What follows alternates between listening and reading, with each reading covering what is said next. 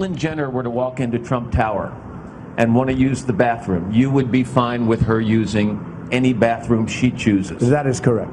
You know, there's a big move to create new bathrooms. Problem with that is for transgender, that would be first of all, I think that would be discriminatory in a certain way. It would be unbelievably expensive for businesses and for the country. Leave it the way it is. All right, ladies and gentlemen, joining us now on the Malzberg panel to discuss that and, so much more. Brent Budowsky, writer for The Hill and former aide to Senator Lloyd Bentsen, and Noah Rothman, assistant online editor for Commentary magazine. All right, gentlemen, Brent, let me start with you. Were you as shocked as I was that he criticized the North Carolina law and basically said that transgenders should be able to use whatever bathroom they want? Yeah, I was definitely surprised that somebody running in a Republican primary would take that position. I do think he will do well with the vote of transgender Republicans, and both of them will support Donald. But no, he has a history of taking many liberal positions over the years. And when the lips move, you never know for sure what's going to come out. But also, you don't know where he'll be by the end of the day or tomorrow, too, because he does have a history of some quick changes. What about but it? I was surprised, no doubt about it. What about it, Noah? Yeah, I think Brent is absolutely right.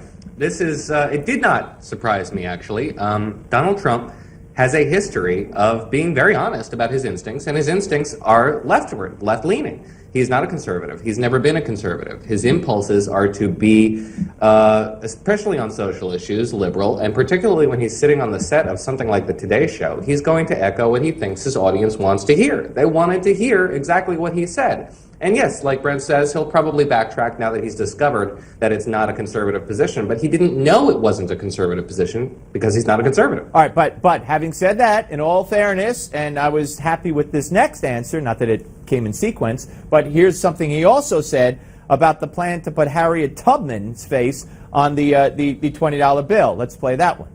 I think Harriet Tubman is fantastic. I would love to leave Andrew Jackson and see if we can maybe come up with another denomination. Maybe we do the $2 bill or we do another bill.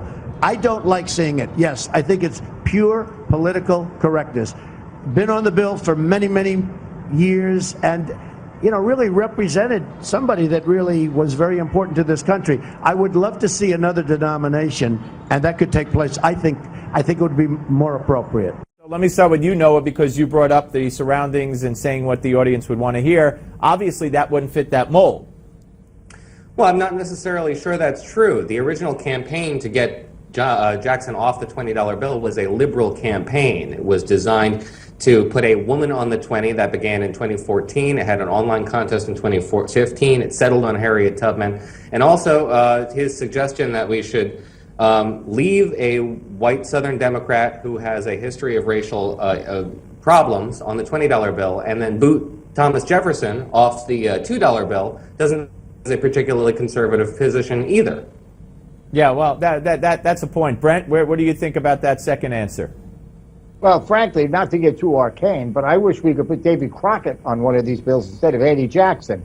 Crockett was a You want to see Vince Lombardi on one of these bills. I'll do that if you ask. No, Crockett was a populist liberal congressman who was also feuding with Aide Jackson from the left. Most people don't know that. Anyway, no, I don't have a profound opinion. I think it would be good to put Harriet Tubman on some bill. I think we can break the ceiling on this. Which one, I don't think is that important. Who it replaces isn't that important. Maybe they're going to start putting more on both sides of the bill so they can accommodate more people, which would certainly be the political solution.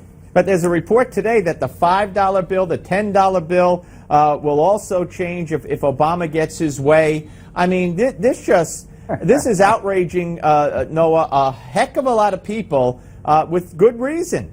Well, I think Treasury is doing the right thing here for the very wrong reasons. The original reason why they wanted to change the 10 and announce that they were going to change the 10 is because the 10 is counterfeited frequently. The first up for revision. It was on the list for a long time.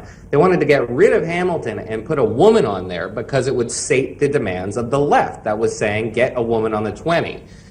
They just happened to have the $10 up, and so they wanted to say, let's move the $10 bill. The Treasury reversed that course because liberal intelligentsia has fallen in line and in love with a Broadway musical that is particularly popular at the moment. So they're doing the right thing, I think, by leaving Mr. Hamilton on the $10 bill, but they're doing it only because of the shifting winds of popular opinion, and that's no way to run a railroad, as they say. Yeah, and Brent, we got 30 seconds, so you agree with Noah?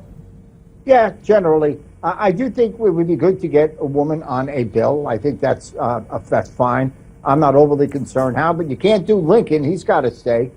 You can't do the other presidents. They got to stay. Washington's got to stay? Oh, yeah, absolutely. Yeah, but anybody who owns slaves, they're fair game, right? Everything in perspective. Everybody owned slaves back then. That's what I'm saying. That's my point. Brent and Noah, stay where you are. We're coming back.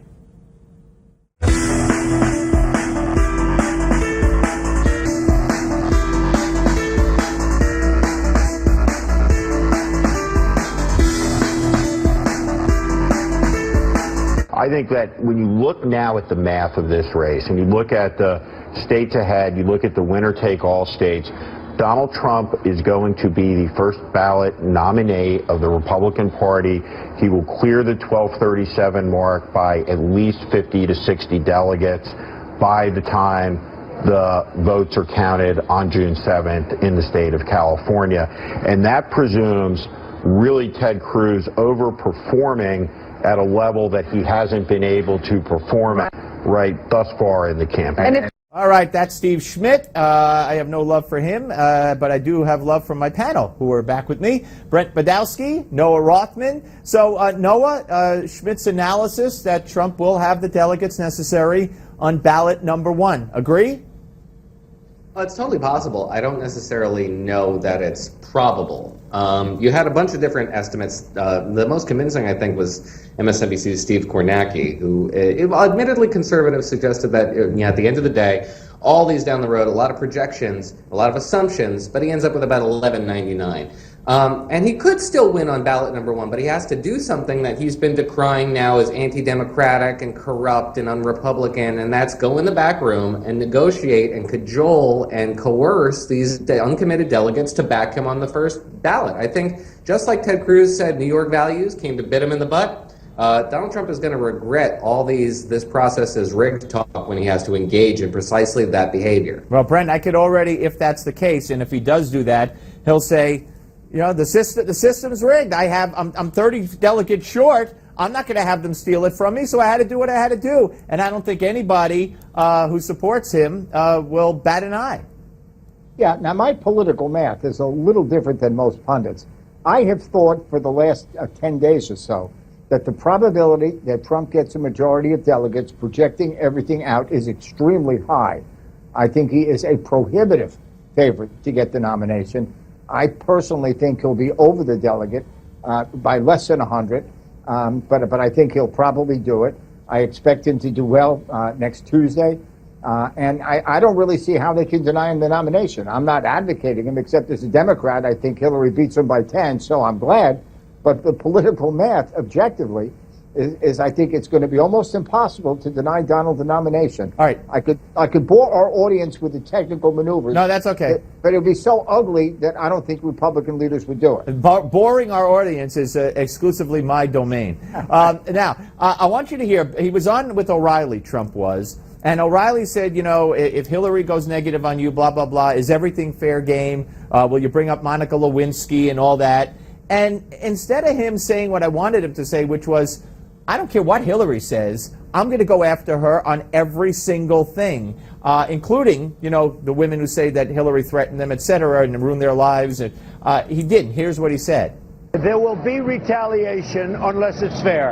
If it's fair, I would do that. But there will be retaliation, as there should be, unless it's fair. Now, if they treat me fairly, I'm going to treat them they're very not going to fairly. treat you fairly, and you're not going to treat them fairly. We'll find out. All right, talking about Hillary. Noah, you know, I'm just of the opinion that he will attack Hillary, in my view, legitimately, but in a way that no other candidate would, and that's how he'll beat her. I just don't know what that means. I don't know what that's supposed to mean. What does treat me fairly mean? It's totally subjective. He's contending now that he's being treated unfairly by Hillary. the Republican. No, yeah, I know what you're saying. Oh, you're saying the National Committee, which is totally subjective. Yeah. It just means that he's not being handheld into the nomination. So what does not being treated fairly mean? I mean, undoubtedly he's going to declare some attack or another unfair and unload on her, but he's just got a very strange self-conception about how this process is supposed to work. Brent, should Hillary start putting up shields? Yeah, but I'll tell you, predicting what Donald Trump will do day to day, let alone month to month, is, in my view, impossible. He is subject to great change in his tactics. The only thing I would say, though, is if you look at the matchup polls now on the Real Clear Politics comparison, Hillary beats Trump by about 9 to 10 points. Right. Now, what that Brent, tells we're out of time. We're out of time. Good way to end it, but of course that could change. Brent Budowsky, Noah Rothman, thank you both very much. And Noah, have a great Passover. Thank you. Give Me Five is next.